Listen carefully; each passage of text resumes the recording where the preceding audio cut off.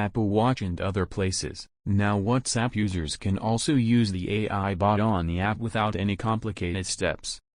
By following the below-mentioned simple steps, the ChatGPT can easily be used on WhatsApp. On your mobile, visit the official Schmooze AI website using the link here. Tap the Start Schmoozing button, and your WhatsApp will automatically open. Here, tap the Continue to Chat button, and you will be led to the chat screen right away. A message will be auto-typed in the message box for you. Simply send it, and the bot will respond. And that's it. You can now talk to Schmooze AI in WhatsApp like you would with ChatGPT, and it will respond. We hope this guide helped you in setting up ChatGPT on your WhatsApp account without any problems.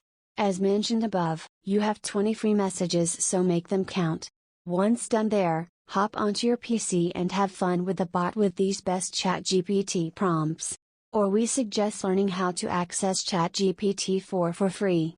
Bored of the bot already? Check out these best ChatGPT alternatives instead.